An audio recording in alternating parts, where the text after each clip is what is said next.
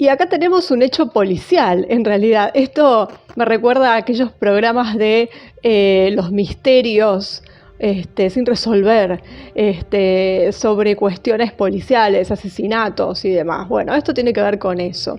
Un asesinato, bueno, una desaparición en realidad, con la suposición de un asesinato que está irresuelto en los Estados Unidos en el año 1826. Y bueno, un gran misterio alrededor donde todavía nadie se pone de acuerdo, y la realidad es que no podemos decir que hayan sido uno o los otros, ni qué pasó exactamente. Pero están las crónicas de la época y es interesante conocerlas y además saber por qué es importante este hecho policial en sí mismo, porque está en el origen de una cuestión política, del nacimiento de un partido político, que no duró mucho. Pero bueno, fue un partido y se presentó a elecciones. Entonces, por eso es importante conocer este hecho policial al estilo Agatha Christie. En el verano de 1826, William Morgan de Batavia, Nueva York, anunció su intención de publicar un libro que exponía los secretos de la masonería. El 11 de septiembre de ese año fue secuestrado y nunca más se lo volvió a ver. Casualidades de la historia, ¿no? El 11 de septiembre. Bueno, Morgan fue considerado un traidor por los masones y un mártir por los oponentes de los masones. 54 masones fueron procesados por su secuestro y 10 fueron declarados culpables. La desaparición de Morgan llevó a la formación del tercer partido de Estados Unidos, el partido antimasónico. Pero bueno, vamos a ver bien cómo fue este asunto. Porque casi 2 siglos después de su muerte, todavía es difícil encontrar una interpretación imparcial de la historia de William Morgan. En el siglo XIX, organizaciones masónicas escribieron y publicaron varios libros que describían a Morgan como un borracho, un ladrón y en general un hombre de baja moralidad. Negaron que alguna vez fuera masón y que los masones tuvieran algo que ver con su asesinato. De hecho, negaron que William Morgan fuera asesinado. Esta tradición continúa hoy incluso en los sitios web masónicos.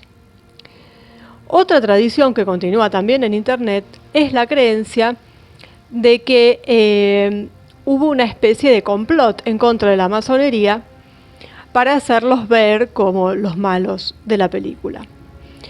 Y entonces ponen a William Morgan como un héroe que murió por la libertad de expresión. Incluso los retratos de Morgan utilizados por los dos grupos son diferentes. Los grupos antimasónicos tienden a usar un retrato que representa a Morgan como estudioso y refinado, mientras que los masones prefieren un retrato de Morgan donde se ve un anciano con ropa hecha jirones y mala cara. Bueno, lo que sabemos es que William Morgan nació en Culpeper, en Virginia, en 1774 o 1775, que se casó con Lucinda Pendleton de Richmond, Virginia, en 1819 y tuvieron 2 hijos. Morgan afirmó que fue capitán en la guerra de 1812 peleando con Andrew Jackson, pero eso nunca se ha verificado. Más tarde se mudó a Little York, en Ontario, ahora Toronto, donde abrió una cervecería. Y fue ahí, según el propio Morgan, donde fue incluido entre los masones. Cuando su fábrica de cerveza se quemó, dejó Canadá y se mudó a Rochester, Nueva York, luego a Batavia, también en Nueva York. Los masones cuestionan si alguna vez fue masón en Canadá y de hecho cuestionan si alguna vez fue dueño de una cervecería. En Nueva York asistió a una legión masónica en Leroy, y ahí se convirtió en un masón del Real Arco, aunque los masones afirman que no hay constancia de que hubiera recibido los títulos anteriores. Cuando se propuso un nuevo capítulo en Batavia, Morgan firmó la petición. Sin embargo, antes de que se presentara el gran capítulo, su nombre fue eliminado y no se le permitió ser miembro del capítulo de Batavia. Esto presumiblemente habría sido el hecho que llevó a Morgan a escribir un libro exponiendo los secretos de la masonería. Se asoció con un impresor llamado David Case Miller y otros 2 hombres, John Davis y Russell Dyer, para publicar el libro. En el verano de 1826, Morgan publicó un anuncio en el que decía que pronto estaría disponible un libro que revelaría los secretos de los masones por $1 la copia. Poco después, hubo misteriosos incendios en la imprenta de Miller. Se alegó que los incendios fueron provocados por masones, aunque acusaron a Miller de iniciar los incendios él mismo como anuncio del próximo libro. El 11 de septiembre de 1826, William Morgan fue arrestado por robar una camisa y una corbata y llevado a la cárcel de Canandaigua, en New York. Y fue puesto en libertad por falta de pruebas, pero inmediatamente volvió a ser arrestado por no pagar una deuda de $2.69 con un posadero. El 12 de septiembre, un grupo de hombres llegó y pagó la multa de Morgan. Cuando se lo llevaron, se escuchó a Morgan gritar «asesinato». William Morgan nunca volvió a ser visto con vida. 54 masones fueron acusados del secuestro de Morgan, y en 15 juicios separados, 10 masones, incluido el alguacil del condado de Niágara, Eli Bruce, fueron condenados a sentencias que iban de 30 días a 28 meses. Debido a que no se pudo confirmar la muerte de Morgan, nunca se presentaron cargos de asesinato. Entonces el veredicto fue culpables de secuestro. En octubre de 1827, un cuerpo apareció en las orillas del lago Ontario. Se llevaron a cabo 3 investigaciones por el cadáver. El primero dijo que el cuerpo no estaba identificado. En el segundo, se le mostró el cadáver a la esposa de William Morgan, quien identificó a su esposo principalmente por sus dientes distintivos. Morgan tenía 2 filas de dientes y varios de ellos estaban rotos. Su médico también identificó el cuerpo como de Morgan. Turlough Weed, un político de Nueva York que se oponía a los masones, estaba en el comité de investigación. Los masones acusaron a Weed de mutilar el cadáver para que se pareciera a Morgan.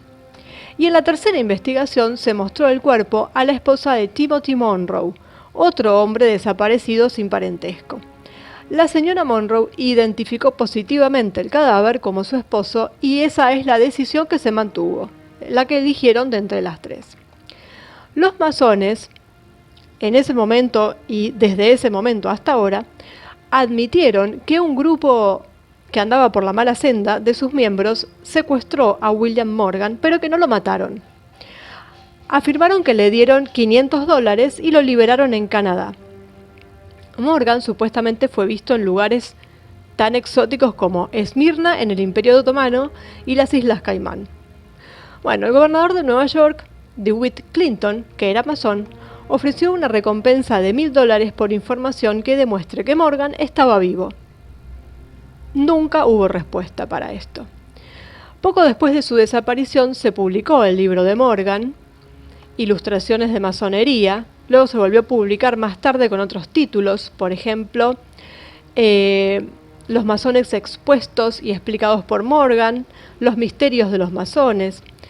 Y bueno, la publicación, junto con la indignación por las leves sentencias dadas a los secuestradores, desató una ola de sentimiento antimasónico que se extendió por todo el país.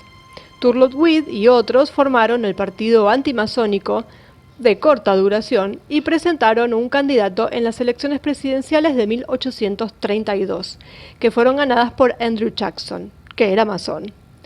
En esa elección, el partido antimasónico ganó el estado de Vermont. El partido antimasónico fue finalmente absorbido por los White y algunos de sus miembros fueron fundamentales en la fundación del Partido Republicano. En 1881 se erigió un monumento a William Morgan en Batavia, Nueva York, con esta inscripción: Sagrado a la memoria de William Morgan, oriundo de Virginia, capitán en la guerra de 1812, respetable ciudadano de Batavia y mártir de la libertad de expresión, de escribir, imprimir y decir la verdad. Fue secuestrado cerca de este lugar en el año 1826 por masones y asesinado por revelar los secretos de su orden. Los registros judiciales del condado de Genesee y los archivos del defensor de Batavia guardados en la oficina de registradores, contienen la historia de los eventos que causaron la construcción de este monumento. Bueno, a esto los masones lo llaman la mentira en granito.